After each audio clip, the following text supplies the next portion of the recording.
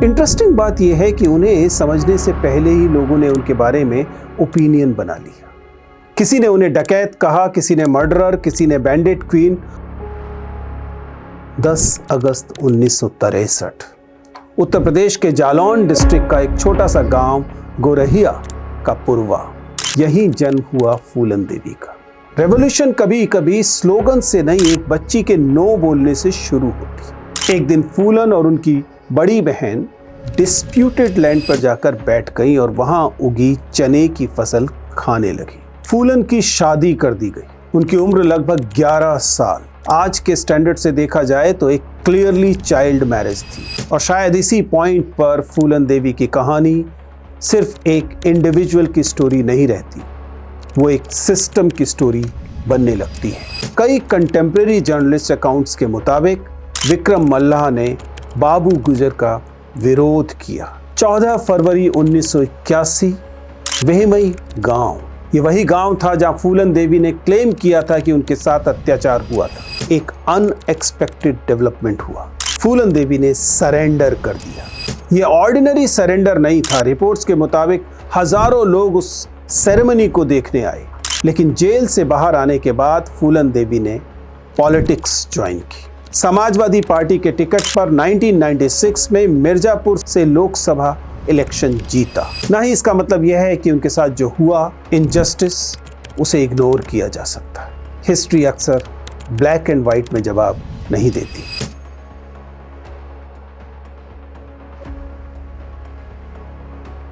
एक छोटी सी लड़की, गरीब परिवार, जाति की दीवारें, बाल विवाह, यौन उत्पीड़न, हिंसा और फिर एक बंदूक। इंडिया की पॉलिटिकल और सोशल हिस्ट्री में अगर ऐसी किसी कहानी की बात की जाए तो एक नाम बार बार सामने आता है, फूलन देवी। इंटरेस्टिंग बात यह है कि उन्हें समझने से पहले ही लोगों ने उनके बारे में ओपिनियन बना लिया। किसी ने उन्हें डकैत कहा, किसी ने मर्डरर, किसी ने बैंडिट क्वीन और कुछ लोगों ने दलित रेजिस्टेंस का सिंबल। लेकिन शायद सबसे इंटरेस्टिंग बात ये नहीं थी। सबसे इंटरेस्टिंग बात ये थी कि ये सब एक ही औरत के लिए कहा जा रहा था। और तब मेरे दिमाग में सिर्फ एक सवाल आया कि आखिर एक गांव की छोटी सी लड़की इंडिया की हिस्ट्री की सबसे विवादित फिगर कैसे बन गई। और शायद इसका जवाब ढूंढने के लिए हमें उस दिन से शुरू करना पड़ेगा जब वो सिर्फ फूलन थी। इस कहानी की शुरुआत इनजस्टिस से होती है। एक ऐसी लड़की की कहानी है जो कास्ट डिस्क्रिमिनेशन, गरीबी, पैट्रियार्की और वायलेंस के बीच बढ़ी हुई। एक ऐसी लड़की जिसके पास न पैसा था, न पावर, न प्रोटेक्शन, लेकिन धीरे धीरे वही लड़की इंडिया की सबसे डिबेटेबल पर्सनालिटीज में से एक बन गई। इस कहानी को समझना इसलिए भी जरूरी है क्योंकि ये सिर्फ हमें फूलन देवी के बारे में नहीं बताती, ये हमें उस सोसाइटी के बारे में भी बताती है जिसमें कुछ लोग प्रिविलेज के साथ पैदा होते हैं और कुछ लोग स्ट्रगल के साथ। लेकिन किसी भी कंक्लूजन पर पहुंचने से पहले एक सवाल पूछना जरूरी है कि क्या कोई इंसान पैदा होते ही अपराधी होता है, या फिर caste discrimination, gender based violence और इनजस्टिस कभी कभी किसी को उस मोड़ तक धकेल देते हैं जहां से वापस लौटना मुमकिन ही नहीं होता। और शायद इसीलिए फूलन देवी की कहानी सिर्फ एक इंडिविजुअल की स्टोरी नहीं है, ये कास्ट की, जेंडर की, पावर की और जस्टिस की और इनके बीच चलने वाली एक लंबी लड़ाई की भी कहानी। और इस कहानी को समझने के लिए हमें शुरुआत से शुरू करना पड़ेगा। कुछ बच्चे प्रिविलेजेस के साथ पैदा होते हैं और कुछ बच्चे स्ट्रगल के साथ। 10 अगस्त 1963 उत्तर प्रदेश के जालौन डिस्ट्रिक्ट का एक छोटा सा गांव गोरहिया का पुरवा, यहीं जन्म हुआ फूलन देवी का। उनका परिवार मल्लाह कम्युनिटी से बिलोंग करता था। मल्लाह पारंपरिक तौर पर नाव खेते हैं या फिर मछलियां पकड़ते हैं। इंडियन कास्ट हायरार्की में ये कम्युनिटी सोशल और इकोनॉमिक दोनों लेवल्स पर एक मार्जिनलाइज्ड कम्युनिटी मानी जाती है। उनके पिता देवी दीन एक छोटे से किसान थे। उनकी मां मूला देवी फैमिली में कई भाई बहन थे और इतना गरीब परिवार था कि रोज की जिंदगी सरवाइव करना ही सबसे बड़ा चैलेंज होता था। फूलन और उनकी बहनें खेतों में काम करती, पशुओं के लिए चारा लाती और ईंधन के लिए गोबर के उपले बनाती थी और घर के हर छोटे बड़े काम में हाथ बटाती थी। स्कूल लगभग उनकी जिंदगी का हिस्सा बना ही नहीं।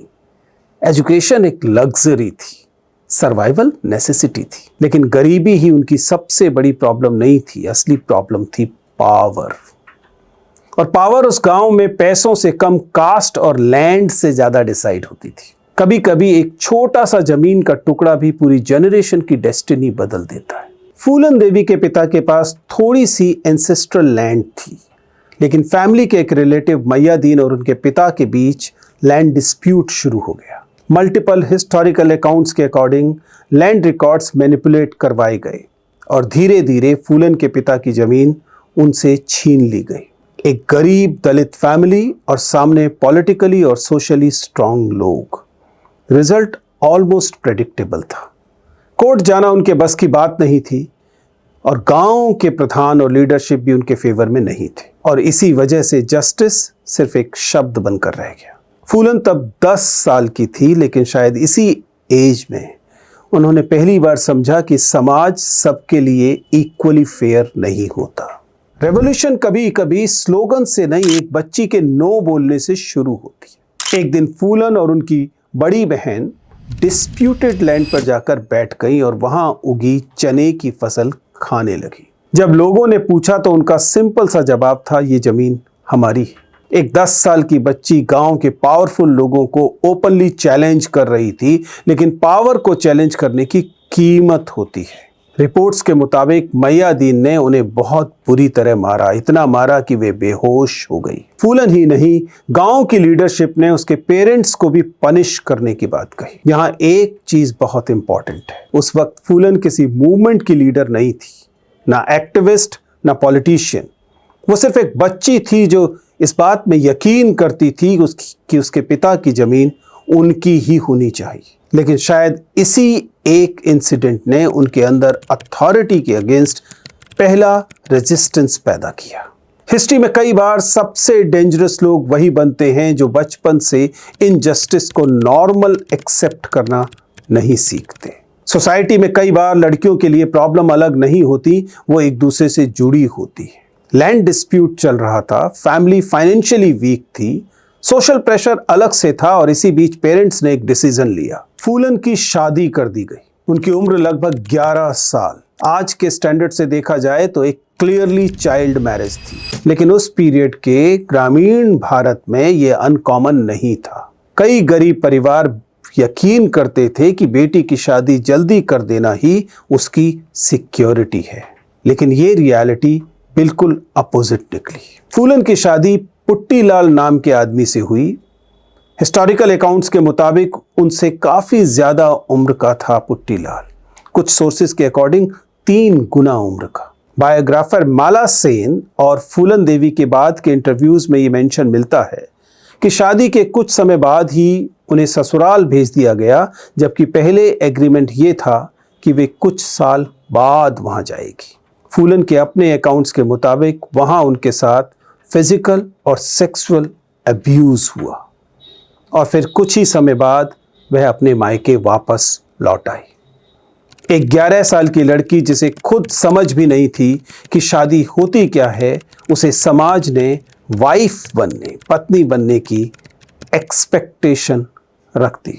एक 11 साल की लड़की जिसे खुद समझ भी नहीं थी कि शादी क्या होती है, उसे समाज ने मजबूर किया कि वह पत्नी की एक्सपेक्टेशंस पूरी करे। और जब वह वापस घर आई तो उसे सिंपैथी से ज्यादा ब्लेम मिला। उस समय रूरल इंडिया में पति का घर छोड़कर आना एक औरत की गलती माना जाता था, चाहे वजह कुछ भी हो। विक्टिम को ही कैरेक्टर के स्केल पर नापा जाता है और फूलन भी इसी सोशल जजमेंट का हिस्सा बनी। हर बार जब सोसाइटी ने उन्हें चुप कराने की कोशिश की, वे वापस खड़ी हो गई। शादी टूट गई, लैंड डिस्प्यूट चल ही रहा था, गरीबी खत्म नहीं हुई। गांव में लोग उनके बारे में बातें करते थे और फैमिली पर प्रेशर बढ़ता गया, और मैयादीन का हैरेसमेंट भी रुका नहीं।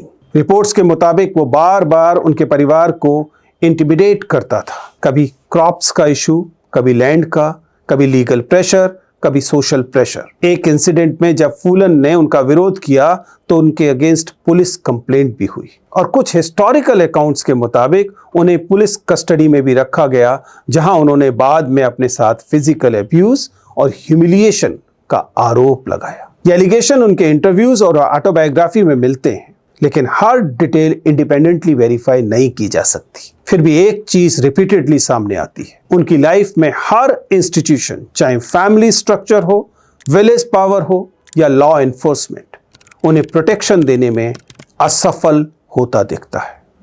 और शायद इसी पॉइंट पर फूलन देवी की कहानी सिर्फ एक इंडिविजुअल की स्टोरी नहीं रहती, वो एक सिस्टम की स्टोरी बनने लगती है।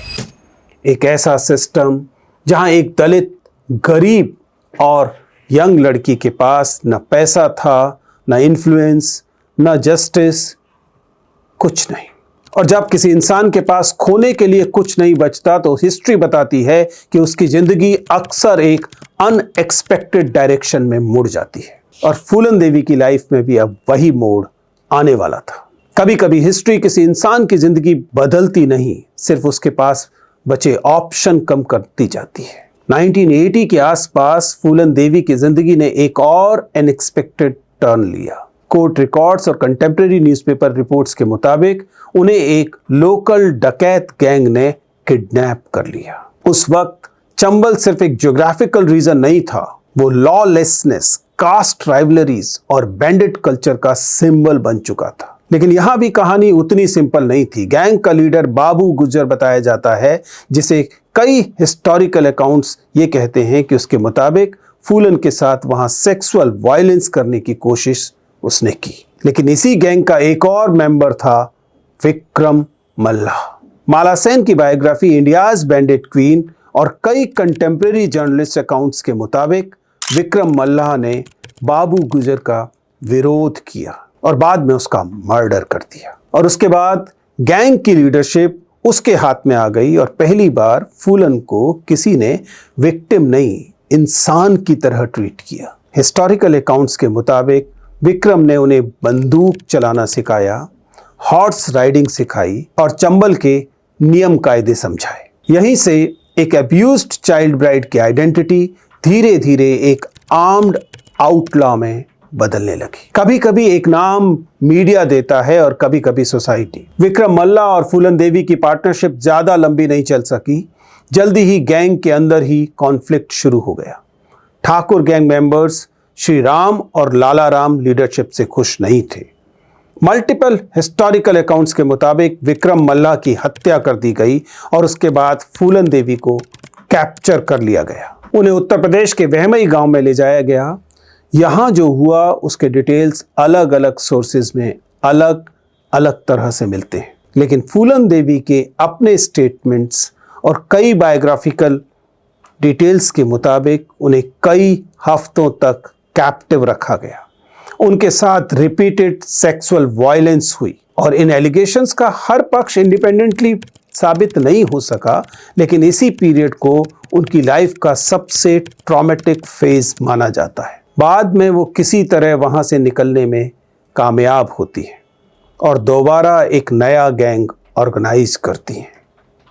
इस पीरियड में मीडिया ने उन्हें एक नया नाम दिया, बैंडिट क्वीन, दस्यु सुंदरी। लेकिन उनके सपोर्टर्स कहते थे कि वह सिर्फ एक डकैत की कहानी नहीं थी, ये रिवेंज और सर्वाइवल की स्टोरी थी। हिस्ट्री में कुछ इंसिडेंट्स फैक्ट्स से ज्यादा डिबेट्स बन जाते हैं।